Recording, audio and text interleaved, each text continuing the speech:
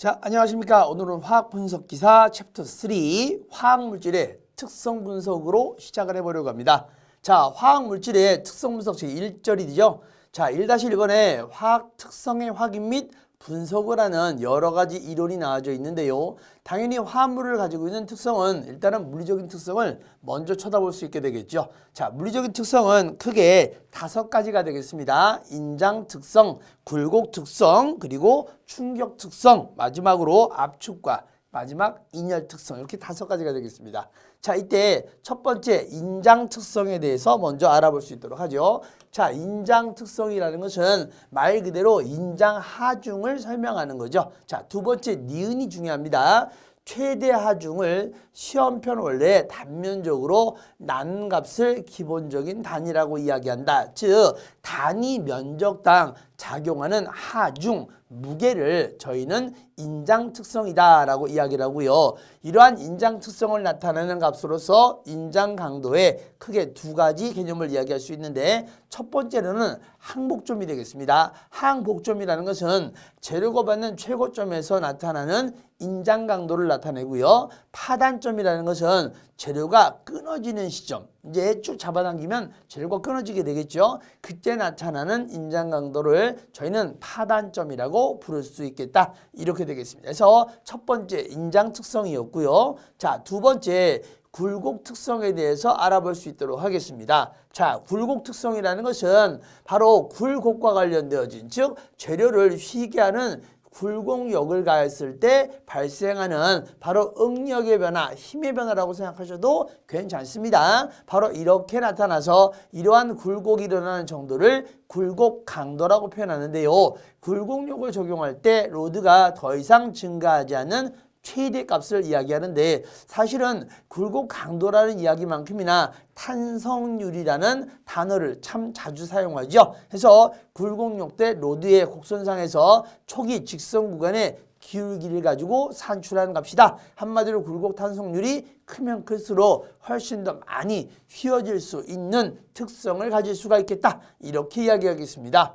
자, 그래서 여기 두 번째 굴곡 특성에 대해서 알아봤고요. 세 번째 충격 특성이 되겠습니다. 자, 충격 특성은 충격 강도와 관련성이 있습니다. 자, 바로 충격적인 하중에 의해서 재료를 파괴하는 데 필요한 에너지를 재료의 단위 면적당 필요한 에너지가 되는 거죠. 자, 조금 단위의 차이점을 좀 느껴주시면 좋겠습니다. 위에 나와 있는 인장 특성은 단위 면적당 작용하는 무게라고 이야기를 한다면, 힘이라고 말씀을 드린다면, 충격 특성은 단위 면적당 파쇄하는 데, 파괴시키는 데 필요한 에너지라고 이야기하기 때문에 킬로줄 퍼 제곱미터를 기본적인 단위로 가지고 있다. 즉 단위만 보시면 당연히 그 특성이 충격 특성인지 인장 특성인지를 구분할 수가 있게 된다는 거죠. 그래서 이와 같은 충격 특성의 한 값으로서 아이조드 충격 강도라는 것이 있는데요.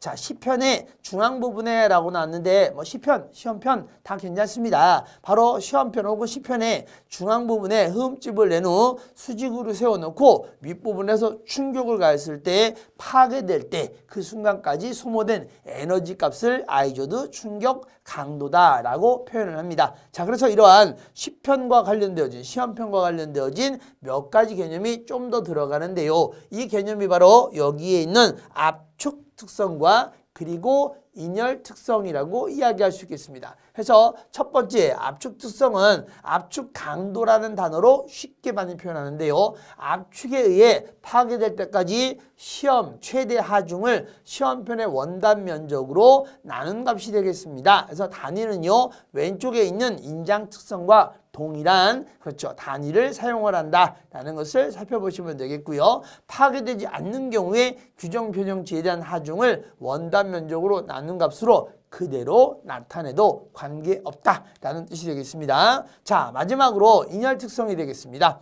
인열 특성이라는 것은 시편의 90도로 양이되는 응집 집중력으로서, 즉 응력의 집중으로서 시작하여 파열되는 순간까지의 현상을 이야기하는데 이러한 정도를 파열될 때까지, 즉 파단이 될 때까지의 최대 강도를 저희는 인열 강도라고 부릅니다. 그래서 흔히 바로 이러한 모든 물질들이 어떤 한계치까지 다다르는데 나오는 값들을 다 강도라는 단어를 사용하는 것을 볼 수가 있게 되겠죠. 그래서 이와 같은 값들로서 여기 있는 5가지 화합물의 물리적인 특성에 대해서 알아봤습니다. 자, 그러면 이런 내용들을 가지고 과연 어떤 문제가 출제됐었는지를 잠깐 살펴볼 수 있도록 하겠습니다. 자, 페이지 넘기시면 자, 핵심 예제 들어갑니다. 다음에 설명하는 화합물의 물리적인 특성은 무엇인가를 각각 골라봅시다. 자, 첫 번째 기억번이죠. 압축에 의해 파괴될 때까지 최대 하중을 시험편에 원단 면적으로 나눈 값, 다시 한번요. 원단 면적으로 나눈 값 하고 나오니까 바로 압축 강도를 설명하는 이야기가 되겠죠. 반면 니은번 시편의 중앙 부분에 흠집을 낸 후에 수직으로 세워놓고 윗부분에 충격을 가했을 때 파괴되는데 소모되는 에너지라고 불렀습니다. 바로 아이조드 충격 강도를 설명하는 내용이 되기 때문에 정답은 압축 강도와 아이조드 충격 강도가 있는 2번이 정답이 되겠습니다. 그래서 이와 같이 2번을 정답으로 해서요. 이들과 관련되어진 각각의 설명을 다시 한번 복습을 해주시면 되겠다. 이런 뜻이 되겠습니다. 자, 이제 두 번째 물리적인 특성을 살펴보셨으니까 당연히 화학적인 특성도 알아보셔야 되겠죠. 그래서 화학적인 특성 알아볼 수 있도록 하겠습니다. 화학적인 특성은 각각의 화학적인 특성에 대해서 견디는가. 자, 여기 후성이라고 나왔죠. 후성은 사실은 기후를 이야기하는 겁니다. 그래서 기후에 대해서 견디는가 라고 이렇게 각각의 환경 요인에 의해서 견디는 특성, 즉 성질을 설명하는 내용이 되는 거죠. 자, 그래서 각각 하나하나 먼저 살펴보시면 첫 번째 내화학성이 되겠습니다. 즉 물질이 화학적 물질이나 처리에 견디는 정도를 우리는 내화학성이다 라고 설명하죠. 그래서 용매의 극성이 재료의 극성과 일치한다면 기계적 물성의 손실은 다른 용매보다 더 커지게 된다. 즉 용매의 극성이 재료의 극성과 일치하게 된다면 극성물질과 극성물질 사이에 대단히 강한 인력이 작용하기 때문에 바로 그 물질들은 그 자리 자신의 상태를 유지하지 않고요. 다른 혼합이나 다른 불순물과 같이 혼합이 되는 이러한 성질이 있기 때문에 당연히 내화학성이 좀 더 그렇죠. 영향을 많이 받게 되는 거죠. 그래서 내화학성은 일반적으로 사용 온도에 따라 반응 속도라든가 반응 조건이 달라지기 때문에 영향을 받는다라는 것까지 알아두시면 좋겠고요.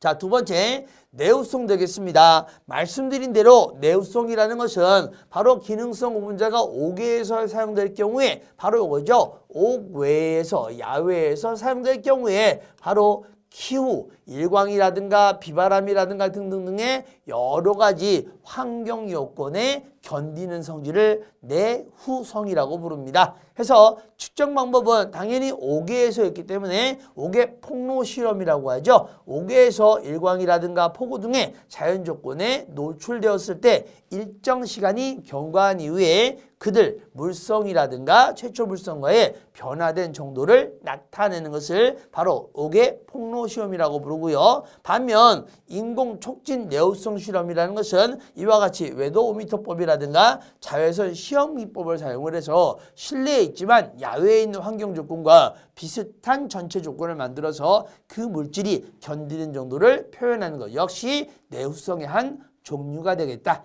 이렇게 설명이 되겠습니다. 자, 마지막으로 세 번째 용해도에 대해서 알아볼 수 있도록 하겠습니다.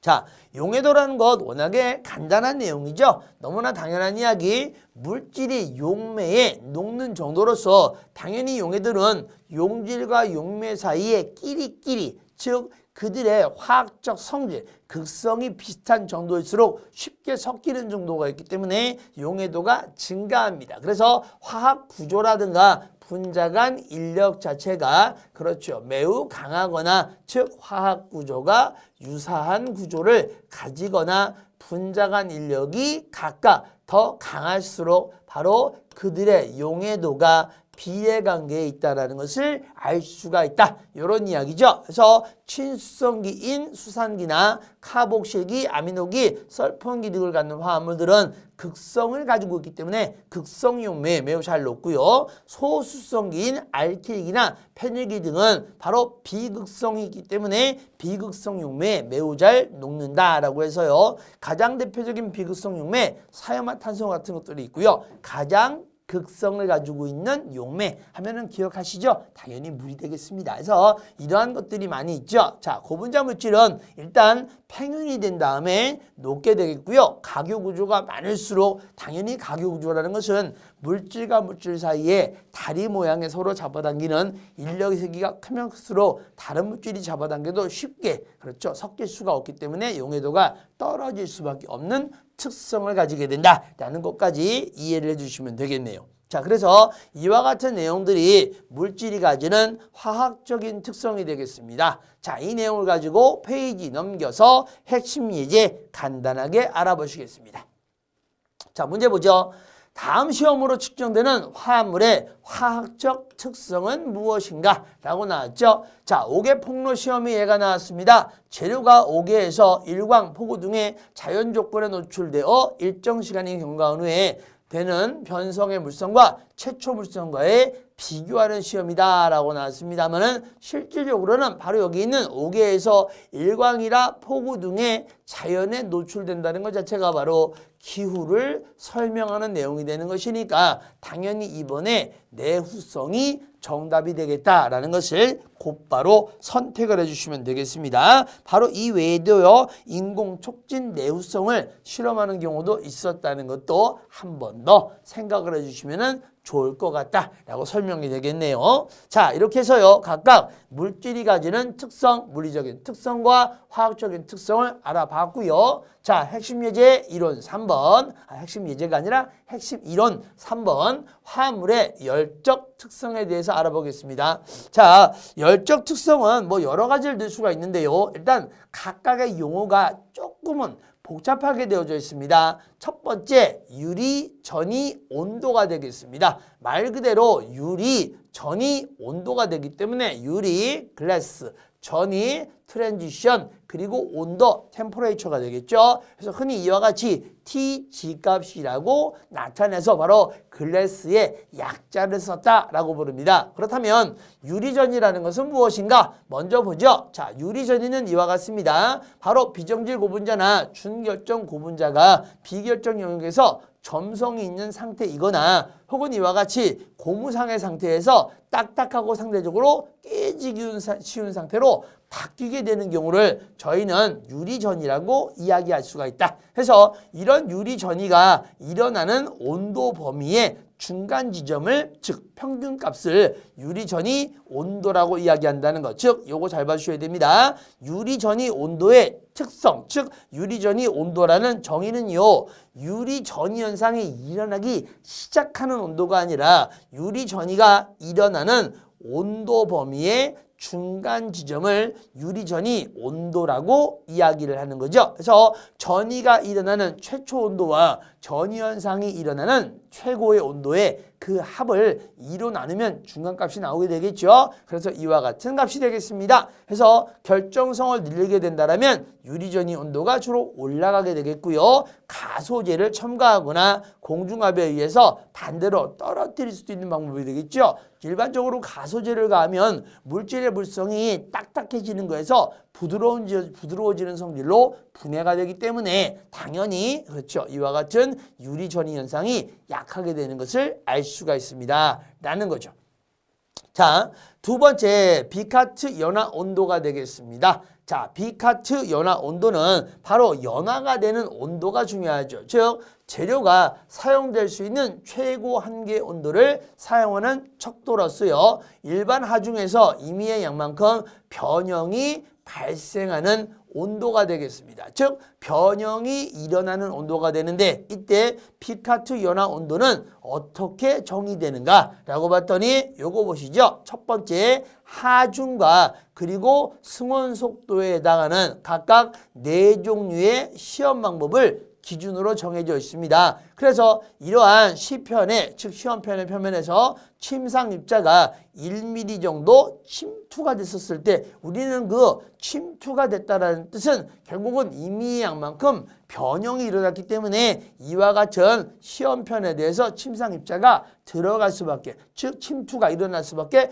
없다라고 판단하는 거죠. 그래서 우리는 그와 같은 온도를 비카트 연화 온도라고 표현한다 라고 생각해 주시면 되겠고요. 자, 세 번째 바로 선열팽창 계수가 되겠습니다. 자, 말 그대로 열팽창 계수, 열에 의해서 물질의 종류에 따라 팽창되는 정도인데요. 이때 그와 같은 팽창이 선열팽창이 일어나는 경우를 이야기하는 거죠. 그래서 재료가 온도에 따른 길이 변화를 나타내는 것, 즉 선열팽창입니다. 물성으로서요, 단위 길이당 온도가 1도씨 변할 때마다 재료의 길이가 얼마만큼 늘어나거나 줄어드는지, 일반적으로 이제 온도가 늘어나면 부피가 팽창을 하는 경우가 많기 때문에 그래서 팽창이라는 단어가 있어서 늘어나는지라고 표현하는 것이 되겠습니다. 그래서 이와 같이 단위 길이당 온도가 1도씨 변할 때마다 재료 길이가 얼마만큼 증가하는지, 보통 온도가 올라가면 재료의 길이도 일반적으로 증가하기 때문에 팽창이라는 단어를 사용했다라고 생각하시면 되겠고요. 자, 네 번째 용어로서 열 안정성이 있습니다. 열 안정성이라는 것은 온도 변화에 따른 재료의 무게 변화를 측정을 해서 원래 무게에서 어떤 변화가 있는가를 측정하는 방법이 되겠죠. 즉, 열 중량 분석기를 사용하도록 되어져 있는데요. 자, 요거 한번 잘 보시죠. 과거의 기출 예시입니다.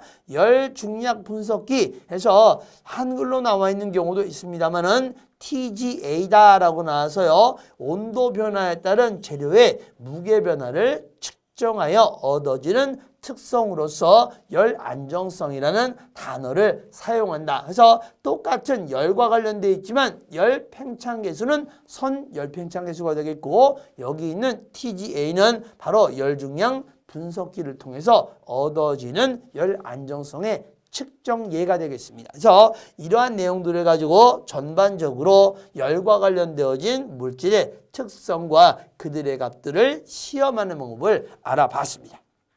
자, 그렇다면 이 내용을 가지고 어떤 내용들이 출제가 되었는지를 살펴볼 수 있도록 하겠습니다. 자, 핵심 예제입니다.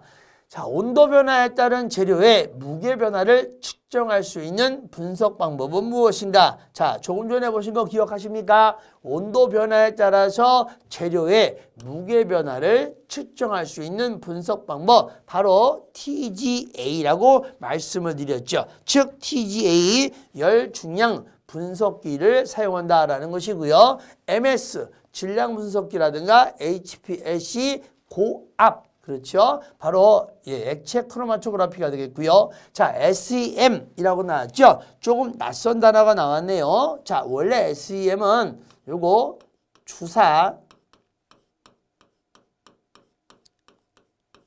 전자, 현미경이 되겠습니다. 주로 그래서 시료라든가 어떤 물질의 표면을 조사할 때 흔히 사용되는 것이고요. 이것과 조금 상반되는 현미경 하나를 더 소개시켜드리면 TEM이라고 흔히 약자로 사용을 하는데요. 바로 이 T가 투과를 의미하는 거죠. 그래서 투과가 됩니다. 그래서 투과, 전자, 현미경이다 라고 이야기를 할 수 있습니다. 그래서 물질 자체를 비파괴한 상태에서 그 물질 자체의 단면을 조사할 때 주로 사용할 수 있는 이와 같은 각각 전자현미경들을 말 그대로 EM이라고 해서요, 전자현미경을 의미한다라는 정도만 간단하게 용어니까 나왔으니까 정의하는 정도로 알아두시면 되겠네요. 자, 그래서 이러한 내용들을 가지고 각각 물질들을 알아보는 특성에 대해 봤습니다. 자, 그렇다면 이제 제2절 그 실험 중 이제 각각 대표적인 실험 예 하나를 들어서 알아볼 수 있도록 하겠습니다. 첫 번째, 크로마토그래피 분석이 되겠습니다. 자, 당연히 크로마토그래피는 바로 고정상에 의해서 나타나는 이동상에 대한 시료의 이동 속도의 비들을 주로 조사하는 것으로서 물질의 상태에 따라서 액체 크로마토그래피, 기체 크로마토그래피로 크게 나뉘어진 것을 알아볼 수가 있게 되겠죠. 자, 그래서 첫 번째 나오는 크로마토그래피의 분석이 어떻게 실시가 되며 어떠한 값들을 저희는 눈여겨 바라보는가 먼저 살펴볼 수 있도록 하겠습니다. 자, 핵심이론 1번입니다. 선택계수입니다. 자, 선택계수는요, 바로 두 분석 물질 사이의 상대적인 이동 속도를 나타냅니다. 자, 상대적인 이동 속도니까 바로 물질이 적어도 두 가지 이상이 있어야 되겠죠. 그래서 두 화학 물질, 즉 화학종이 A와 B가 있다라고 가정을 한다면 A의 이동 속도에 대한 B의 이동 속도의 B, 이것을 우리는 선택계수라고 부르고 흔히 알파 값이라고 한다라면 알파는 A라는 물질이 나타나는 바로 분포상수 얼마만큼의 이동속도를 가지는가에 대한 B라는 물질이 얼마만큼의 분포상수 얼마만큼 이동했는지를 나타나는 값의 B로 표현할 수가 있게 되겠죠. 바로 여기 그래서 KB 값이나 KA 값이라는 것은 바로 이와 같이 두 물질 중 상대적으로 더 세게 붙잡혀 있는 화학종 물질을 분자값으로 다시 한번요. 더 세게 붙잡혀 있는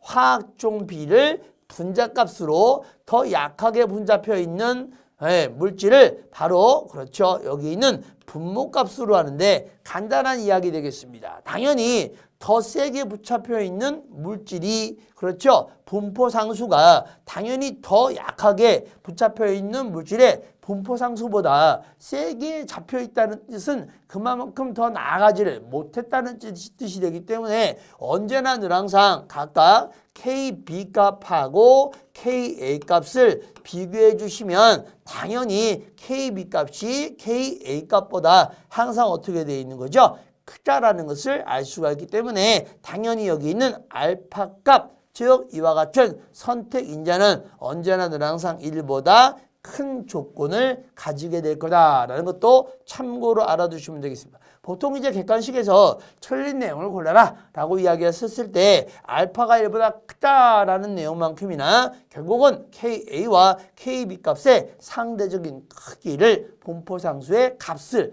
비교하는 경우도 잘 나오니까요. 같이 알아봐 주시면 되겠네요.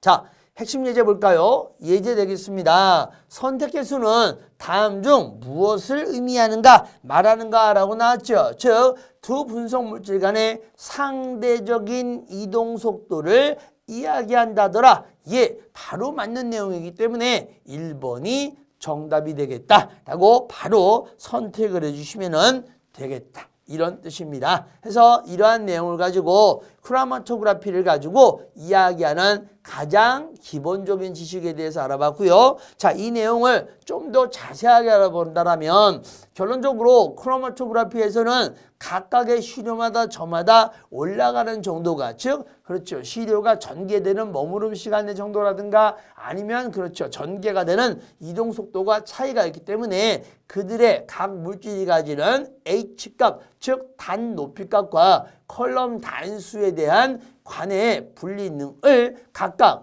컬럼 단수에 대한 관의 충전 길이의 비로 각각 바로 단 높이를 나타낼 수 있게 됩니다. 그래서 단 높이 H는 바로 이와 같이 컬럼 단수에 대한 요거 체크를 하겠습니다. 컬럼 단수에 대한 바로 관의 충전 길이도 나타낼 수가 있는데 이때 컬럼 단수를 계산하는 방법 한 가지 나와져 있습니다. 그래서 컬럼 단수는요. 두 개의 시간 측정 값에 대한 값을 봉우리 민 너비로 나누어서 그 값을 임의의 값으로 정해져 있죠. 그래서 제곱을 구한 다음에 16으로 곱하게 되면 컬럼 단수가 된다는 것을 알 수 있게 되겠고요. 당연히 단수가 크다라는 것은 무엇을 의미하는가 라고 봤더니 당연히 단의 높이가 작을수록 그리고 관의 효율은 그렇죠. 증가하다는 것을 알 수가 있게 되는 거죠. 그래서 이러한 관이 가지는 분리능을 RS 값이라고 표현하는데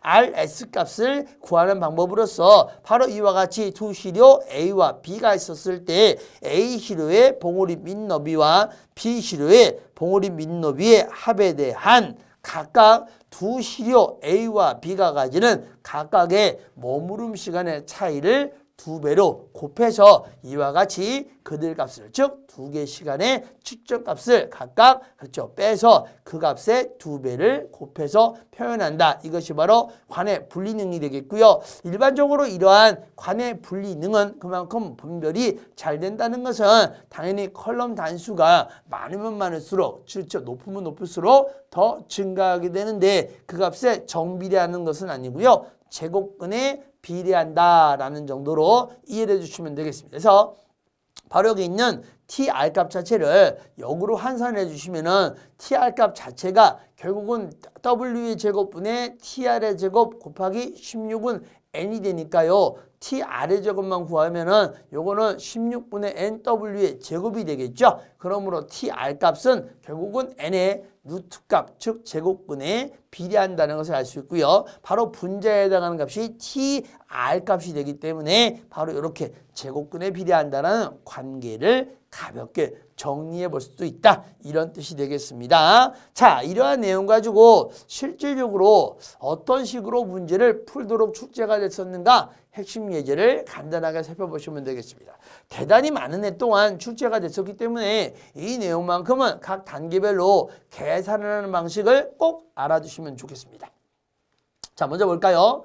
30cm의 칼럼을 이용해서 물질 A와 B를 분리했었을 때 각각 머무름 시간이 16.40과 17.63분이 되겠습니다. 라는 거죠. 그러면 조금 전에 이야기한 대로 각 물질들이 가지는 칼럼 단수가 16.40분이었을 때 칼럼 단수와 17.63분이었을 때 칼럼 단수로 이야기를 할 수가 있게 되겠죠. 그래서 16.40분이었을 때 칼럼 단수를 N1이라고 정의하고 17.63분이었을 때 칼럼 단수를 N2라고 정의를 내릴 수가 있게 되는 거죠. 그래서 이때 나타나는 각각의 컬럼 단수의 공식은 봉우리의 민 너비 분해라고 나오기 때문에 결국은 1.11분의 16.40의 제곱을 16으로 곱한 값 했더니 약 3,493이 나왔고요. 마찬가지로 요거 1.21분의 17.63의 제곱을 16으로 곱한 값을 했더니 3,397이 나왔습니다.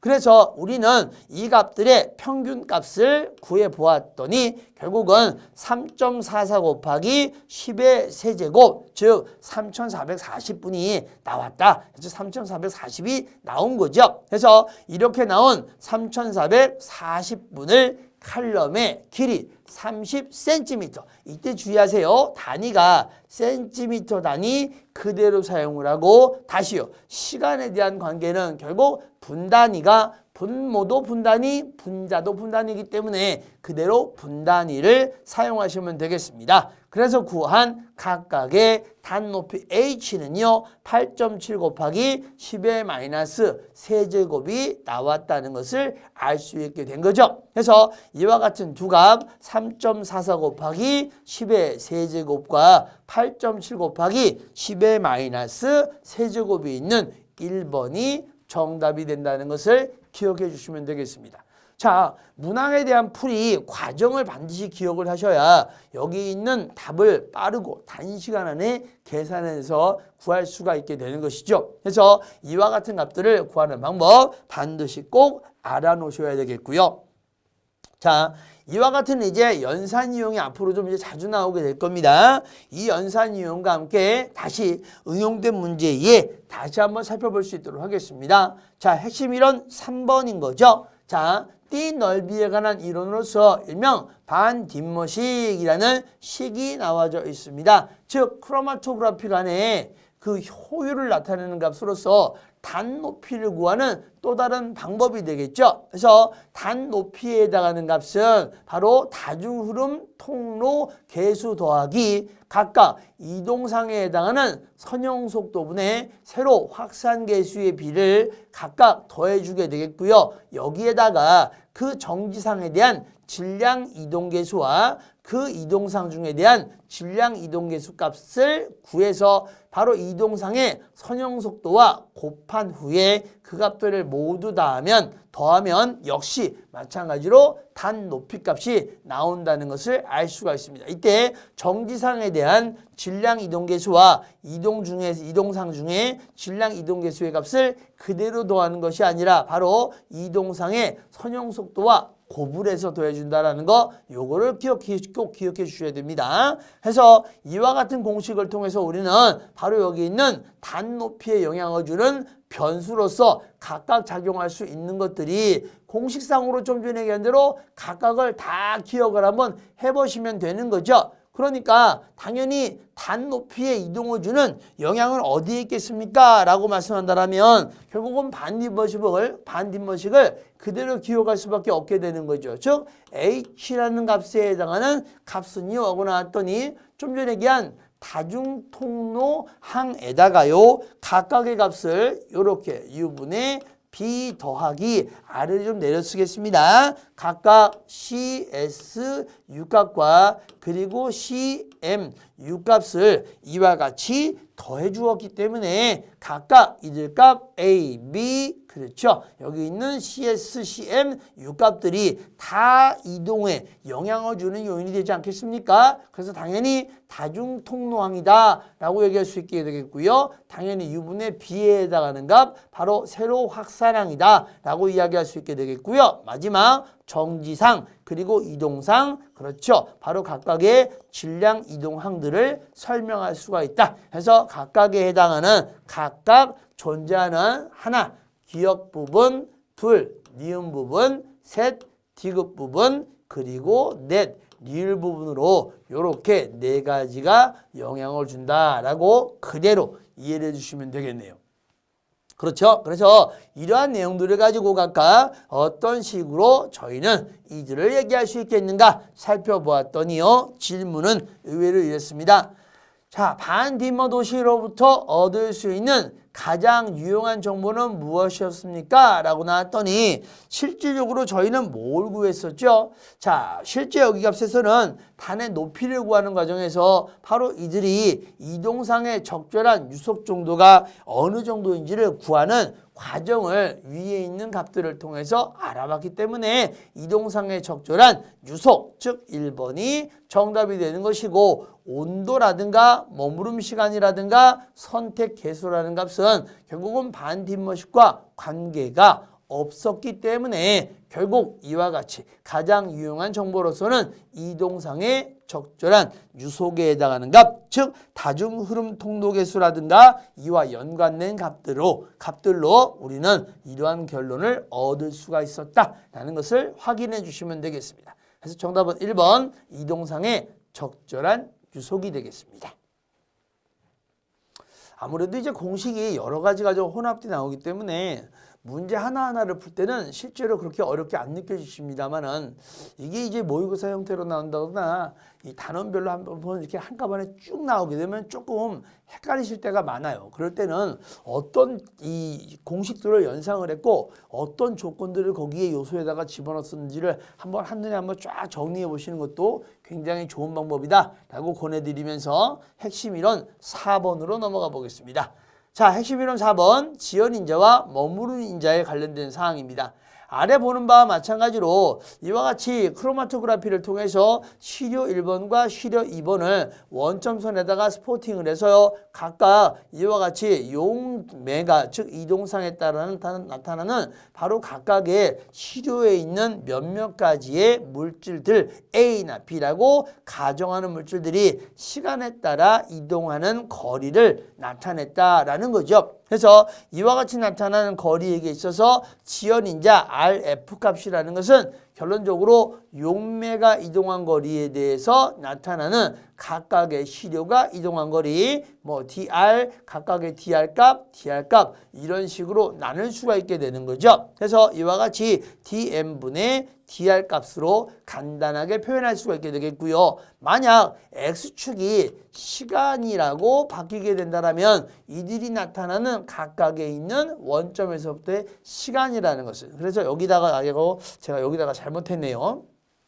자, 여기에 해당되는 내용이 아니라 그래프에서 나타나는 피크 값이 이동 거리가 아니라 만약에 시간으로 나타난다면 원점에서부터의 각각 이렇게 가장 꼭지점에 해당하는 나타나는 각각의 시간은 이들이 시료에서 나타나는 머무름 시간을 의미한다라는 그래프로도 가능하죠. 그래서 이러한 머무름 시간에 관련된 각각의 비율을 머무름 인자라고 부르는데 이때 나타나는 머무름 인자는 크게 머무름 인자와 지연 인자와 같은 개념으로 나타낼 수 있게 됩니다. 자, 그래서 첫 번째 보시면은 각각에 있는 거, 각각 있는 머무름 인자는요, A 시료의 머무름 인자는 어떻게 되겠습니까? 라고 얘기하면은 전체 바로 시료가 이동한 이동상에 대한 각 물질의 시료의 이동상에 해당하는 지연 시간, 즉 머무름 시간의 차를 이야기할 수가 있게 되는 것이고요. 자, 지연 인자라는 것은 이미 말씀을 드렸죠. 바로 시료에서 나타나는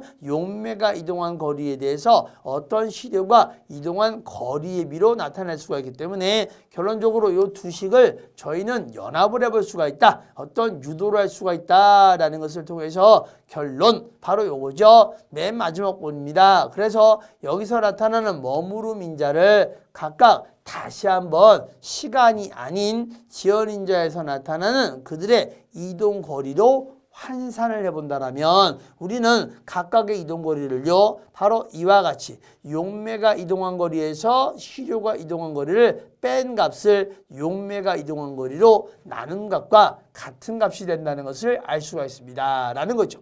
자, 이때 여러분 요거 좀 잘 구분해 주셔야 됩니다. 여기서 나타나는 KA 값으로 나와 있는 머무름 인자 값이요. 만약 바로 지연 시간, 즉 머무름 시간으로 계산한다면 분모는 바로 여기 있는 용매가 나타나는 머무름 시간입니다.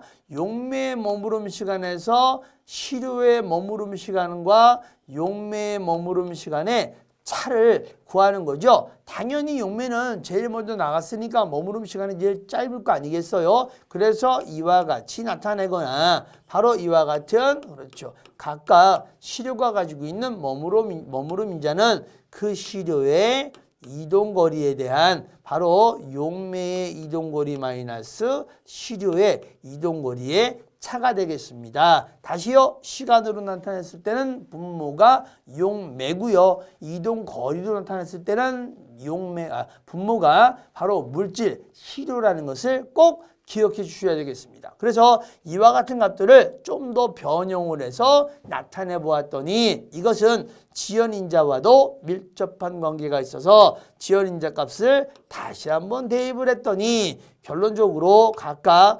지연인자 값을 가지고 나타나는 RF분의 1-RF가 되는 것을 알 수가 있습니다. 당연히 용매가 이동한 거리는 시료가 이동한 거리보다 항상 더 멀기 때문에 이 값은 늘 1보다 작기 때문에 이와 같은 공식이 성립되는 것을 알 수가 있죠. 그래서 동일하게 머무름 인자를 계산하는 방법 한 가지, 두 가지, 그리고 마지막 세 가지를 반드시 기억해 주시면 될 것 같네요. 아시겠죠? 그래서 이와 같은 방법들을 가지고 저희는 머무름 인자를 계산해 볼 수가 있었다. 이런 뜻이 되겠습니다. 자, 이런 내용 가지고 머무름 인자와 관련되어진 출제된 문제 간단하게 풀어볼 수 있도록 하겠습니다. 자, 보실까요? 자, 핵심 예제 들어갑니다. 자, 얇은 막 크로마토그래피에서 시료 전개 시점으로부터 어떤 자료가 나왔죠? 전개 용매가 이동한 거리가 나왔네요.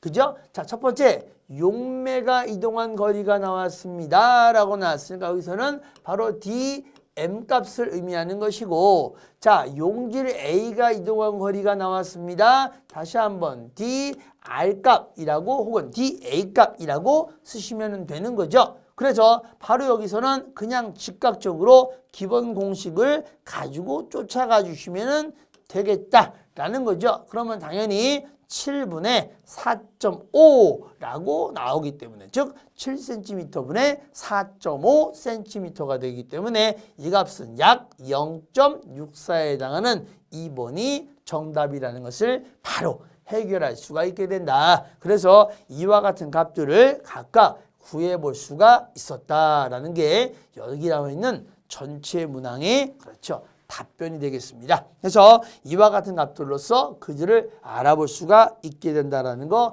잊지 마시고요. 당연히 이와 같은 용매가 가질 수 있는 머무름 인자를 KA 값으로 만약 구해달라라고 이야기한다라면 조금 전에 이야기한 대로 그렇죠. 우리가 가지고 있는 거 RF 값에 대해서 나타나는 각각 1-RF 값으로도 나타낼 수 있으니까 0.64분의 1-0.64를 한 값으로도 이와 같이 그렇죠. 머무름 인자를 구해보는 문제도 출제가 가능합니다. 참고 삼아 알아주시면 될 것 같습니다. 그래서 이런 내용들을 가지고요. 전체적으로 물질들이 가지는 각각의 이동 시간이라든가 그들이 가지는 관계와 관련되어진 연산 문제를 알아봤습니다. 그래서 이와 같은 크로마토그래피가 자주 나오기 때문에 이런 크로마토그래피와 관련된 공식이라든가 여러 가지 크로마토그래피와 관련되어진 연산 문제들 꼭 연습해 주시면 되겠고요. 자, 이러한 크로마토그래피의 또 다른 종류에 해당하는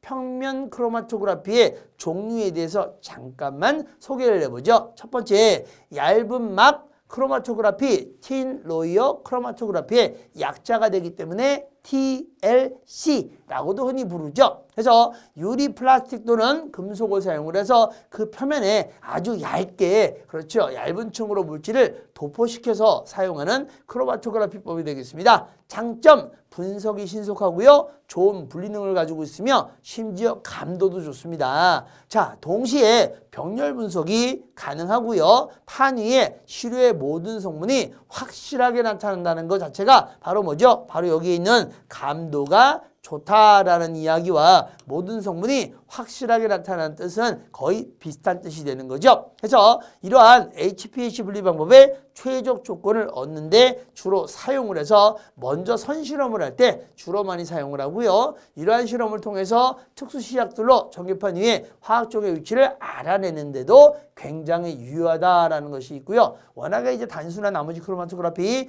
종이 크로마토그래피도 뭐 간단하게 소개를 시켜드립니다.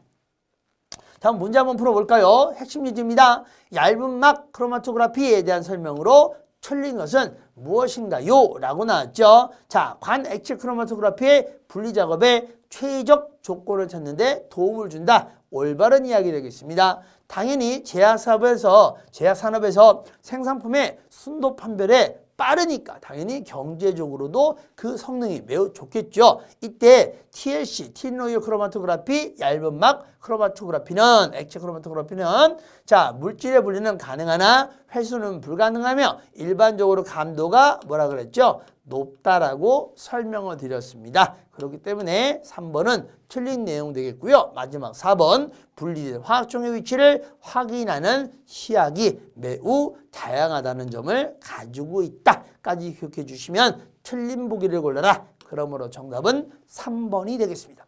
자, 이렇게 해서 일반적으로 가지는 일단은 먼저 HPLC를 포함하는 LC, 액체 크로마토그래피에 대해서 먼저 알아봤고요. 다음 시간에는 또 다른 크로마토그래피, 이제 기체 크로마토그래피가 남아있겠죠. 기체 크로마토그래피를 가지고 만나뵐 수 있도록 하겠습니다. 자, 수고하셨습니다.